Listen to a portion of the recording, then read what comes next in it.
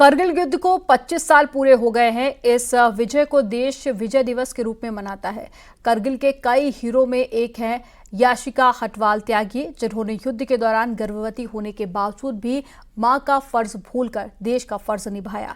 क्या है याशिका हटवाल त्यागी की कहानी, रिपोर्ट में आपको दिखाते हैं।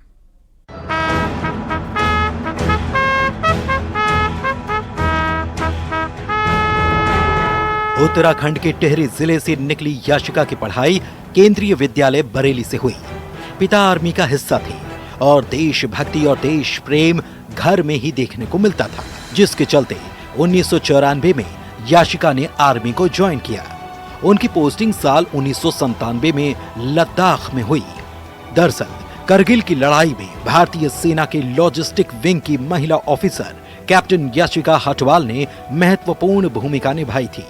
लॉजिस्टिक विंग का काम किसी भी सोल्जर को खाने पीने से लेकर हर सामान मुहैया कराना होता है, जिसमें उनके हथियार से लेकर युद्ध में काम आने वाले उपकरण शामिल होते हैं। उस समय जब बम गोले चल रहे हों, उस दौरान लॉजिस्टिक बनाए रखना एक बड़ा चैलेंज रहता है। लॉजिस्टिक्स का रोल है फौज को हर तरीके से इक्विप करना। ठीक है, फौज के लॉजिस्टिक्स को हम साजो सामान का लॉजिस्टिक्स और राशन पानी के लॉजिस्टिक्स दो तरीके से डिवाइड कर सकते हैं।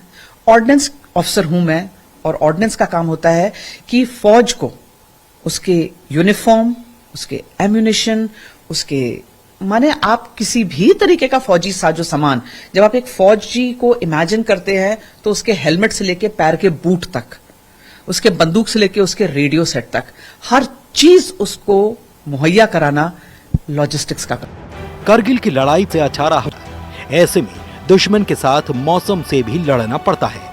न्यूट एक 3 साल का बेटा और 3 महीने का गर्भ था। ये कहने में ये बहुत फिल्मी बातें लगती हैं कि मुझे ध्यान ही नहीं आया, लेकिन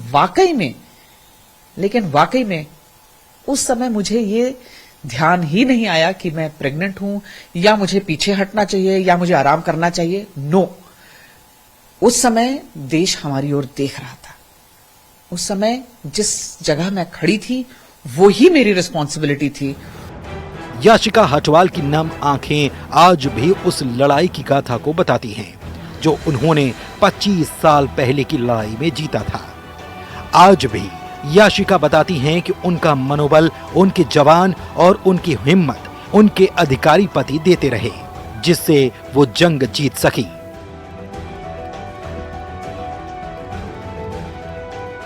न्यूज़ 18 के लिए देहरादून से सतेंद्र बर्तवाल की रिपोर्ट।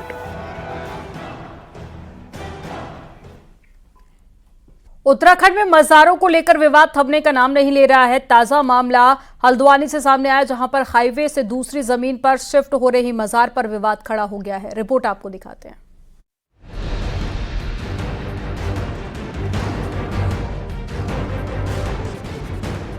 हल्द्वानी में एक मजार को लेकर बड़ा विवाद सामने आ गया। दरअसल काठ गोदाम के पास सड़क किनारे इस मजार को देख वहां मजमा जमा हो गया। पहले हिंदूवादी संगठन के लोग आए और थोड़ी देर बाद मजार को पुरानी बताकर मुस्लिम पक्ष के लोग भी अपने दस्तावेज लेकर पहुंच गए। और इस सब के बीच प्रशासन की भी एंट्री हो गई, जिसकी अपील पर सूफी समाज मजार को पीछे की तरफ खिसकाने के लिए तैयार हो गया था। वैसे ये आता है कि जो ये दीवार थी, इसको भी प्रशासन के द्वारा तोड़ के रोड चौड़ीकरण का काम करा जा रहा है, क्योंकि ये संपत्ति रेलवे की होती है। और ये बड़ा अपने आप में एक हादसा प्रश्न उठता है कि रेलवे की संपत्ति में वक्फ बोर्ड की संपत्ति कैसे आ सकती है। इसी को लेकर यहाँ पे स्थानीय लोगों ने इसका विरोध किया, क्योंकि रेलवे की भी संपत्ति है और रोड हाईवे के किनारे एक मजार को अवैध रूप से मजार को किसी भी प्रकार से स्वीकार नहीं किया जाता। इससे सभी लोगों ने यहाँ पर आकर प्रोटेस्ट किया। दरअसल काठ गोदाम में इन दिनों रोड को चौड़ा करने का काम हो रहा है, जिसमें कई पेड़ काटे जा रहे हैं, साथ ही धार्मिक स्थलों को भी शिफ्ट किया जा रहा है।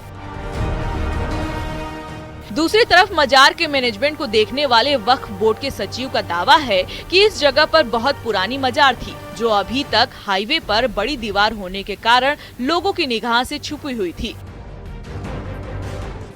उनके पास मजार के बाकायदा दस्तावेज भी मौजूद हैं। हमारी इस संपत्ति का जो सड़क चौड़ीकरण हो रहा है उसमें कुछ अंश आ रहा था, तो प्रशासन के निवेदन पर हमने जो है उसको अपनी जो प्रॉपर्टी थी हमारी जो उसमें से कुछ भाग हमने 1-1.5 फुट भाग जो है वो सड़क में हमने दिया है। दरअसल सीएम धामी के निर्देश पर पिछले दिनों पूरे प्रदेश में सरकारी जमीनों पर बनी मजारों पर बुलडोजर चल रहा था, लेकिन इसके बावजूद सरकार रजिस्टर्ड मजारों पर बुलडोजर नहीं चला सकी। हल्द्वानी से न्यूज़ 18 के लिए शैलेंद्र नेगी की रिपोर्ट।